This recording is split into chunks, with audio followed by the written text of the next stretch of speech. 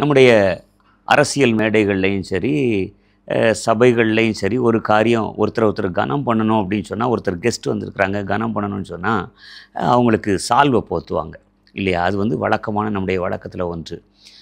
ஒரு மனிதனை கனம் பண்ணும் பொழுது சால்வை போத்துறாங்க, மேலே வந்து அவங்களுக்கு கிரீடம் வைக்கிறாங்க, இந்த மாதிரி காரியங்கள்லாம் செய்கிறாங்க. ஆனால் ஒரு தேவன் ஒரு மனிதனை கனம் பண்ணும்போது எப்படிப்பட்ட காரியத்தை ஒன்று செய்கிறார், அதுதான் இன்றைக்கி பார்க்க போகிறோம் நம்ம. இப்போது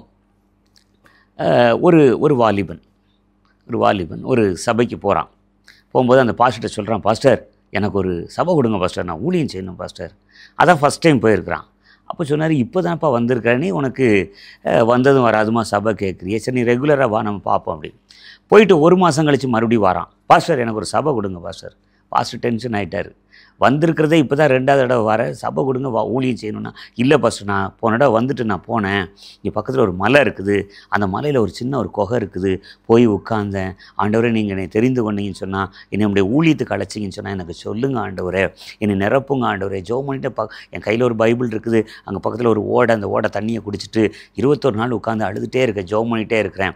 கடைசி நாள் 21ஆவது நாள் ராத்திரி 3 மணிக்கு நான் உட்காந்துருந்த குகையில் ஏதோ ஒரு வெளிச்சம், அந்த வெளிச்சம் கூடிக்கிட்டே போகுது. நான் நினச்சேன் ஒரு வேளை விடிஞ்சிட்டோன்னு சொல்லி வெளியே பார்த்தோன்னா உள்ளே ஃபுல்லாக அந்த காடு இருட்டாக இருக்குது. அந்த வெளிச்சம் அப்படியே கூடிக்கிட்டே போகுது.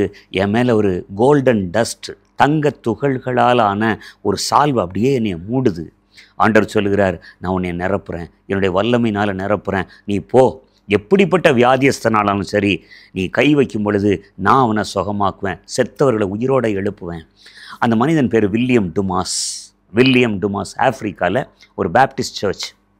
அப்போது அவர் கீழே இறங்கி வர அந்த பாஸ்டர்கிட்ட கேட்குறாரு, பாஸ்டர் எனக்கு ஒரு சபை கொடுங்க பாஸ்டர். அப்போ பாஸ்டர் சொல்கிறார், சரி நீ போயிட்டு புதன்கிழமை வா, அடுத்த புதன்கிழமை வா, நம்ம பார்ப்போம், என்னுடைய மூப்பர்கள் கூட்டம் இருக்குது, எல்டர்ஸ் மீட்டிங்கில் நான் பேசிவிட்டு உனக்கு சொல்கிறேன்.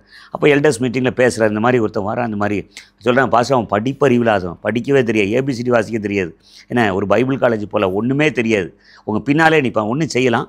ஊருக்கு வெளியே ஒரு கொட்டாய் சர்ச் இருக்குது, 5 பேர் தான். இவன் 5 வாரம் கூட தாக்கு பிடிக்க மாட்டான், கொடுத்துடலாம் அவன் கையில். பார்த்தா அடுத்த ஒரு வருஷத்தில் 1500 பேர் அந்த சபையில், கர்த்தர் அவ்வளோ வல்லமையான காரியங்களை கர்த்தர் செய்கிறார். இதோட முடியலை. இந்த வில்லியம் டுமாஸ் ஒரு முறை அந்த ஆஃப்ரிக்காவில் இங்கிலீஷ் மிஷினரி ஒருத்தர் வீட்டுக்கு போகிறார். போய் கதவை தட்டுறார். அவர் கதவை திறந்தவர், மிஷினரி திறந்தவர் பார்க்குறாரு, நீங்கள் டுமாஸ் தானே? ஆமாம், என்ன விஷயமா வந்தீங்க? ஒன்றும் இல்லை, உங்கள் மகளுக்கு உடம்பு சரியில்லைன்னு பார்க்க வந்தேன். உள்ளே போனால் அந்த பொண்ணு ஒரு வயசு பொண்ணு, அவளை அப்படியே படுக்க வச்சுருக்குறாங்க, கோமாவில் இருக்குது.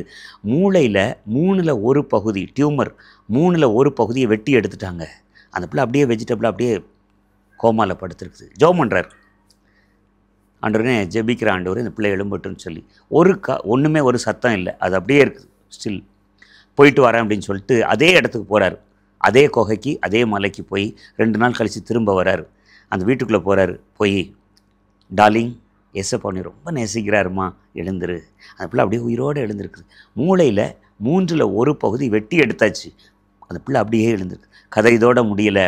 அந்த பிள்ளை பெருசாகி, அதுக்கு கல்யாணம் ஆகி, அதுக்கு குழந்தைகள்.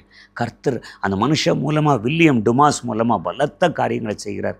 இது எதுக்கு சொல்கிறேன்னு சொன்னால், உண்மையிலே நம்ம வந்து சேர்ந்திருக்கிற, இதுவரைக்கும் விசுவாசத்தில் ஆண்டவருக்குள்ளே நம்ம வந்திருக்கிறோம், நிற்கிறோம். ஆனால் நம்ம எட்டாத எல்கைகள்லாம் உண்டு, நம்ம எட்டாத சிகரங்கள், ஏறாத சிகரங்கள். நம்ம முழுசும் ஒரு மனுஷன் தன்னை ஒப்பு கொடுக்கும் பொழுது ஆண்டவர் அப்படிப்பட்ட அந்த சால்வையினால், அந்த அபிஷேகத்தினால் நம்மளை நிரப்பி நம்மளை கொண்டு பெரிய பெரிய காரியங்களை செய்ய இன்றைக்கும் வல்லவராக இருக்கிறார். வில்லியம் டுமாஸுடைய தேவன் நம்முடைய தேவனாக இருக்கிறார்.